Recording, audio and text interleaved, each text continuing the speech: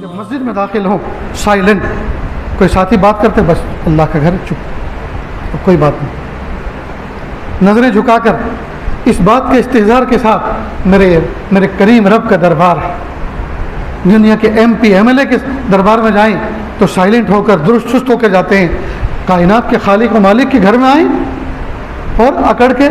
ٹھٹھا لگاتے ہوئے قہقہے لگاتے ہوئے داخل ہوں، کتنی بڑی غفلت کی بات ہے جی۔ جھکے جھکے یعنی ادب کے اندر ادب کے ساتھ انٹری کریں اور اپنے اوپر یہ کیفیت طاری کریں کہ میرے کریم رب کا دربار ہے،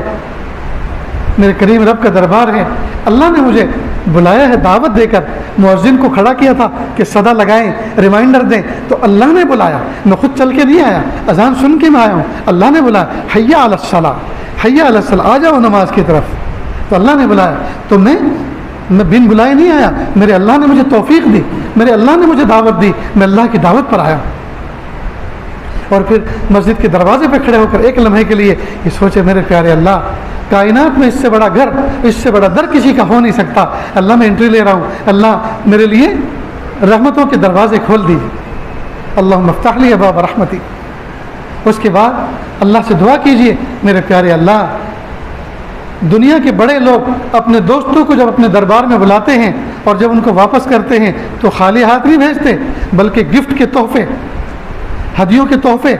ان کے ساتھ ہوتے ہیں، دونوں ہاتھ اس کے لدے ہوئے ہوتے ہیں، جیب اس کی خوشیوں، دل اس کا خوشیوں سے بھرا ہوتا ہے، اور دونوں جیب کیش سے بھری ہوئی ہوتی ہے، اس لیے کہ بڑے بڑے دوست کے اور بڑے امیر کبیر کے گھر سے رخصت کیا جا رہا ہے۔ تو پیارے اللہ، آپ سے بڑھ کر بھی کوئی امیر کبیر ہو سکتا ہے، آپ سے بڑھ کر بھی کوئی مالدار ہو سکتا ہے، کہ اللہ میں جب یہاں سے نکلوں، اللہ میری گود کو خوشیوں سے بھر دیجئے، میری قسمت کو خوشیوں سے بھر دیجئے، مجھے اپنی رحمتوں سے میرے دامن کو بھر دیجئے، یا اللہ اپنی محبت دے دیجئے، اپنی معرفت دے دیجئے، اپنا قرب دے دیجئے، ایسی دعائیں کریں۔ تو بہرحال مسجد میں آتے ہوئے جاتے ہوئے مسجد میں بیٹھتے ہوئے خاص کیفیت اپنے اوپر طاری کریں تاکہ نماز حضوری کے ساتھ ادا کی جا سکے۔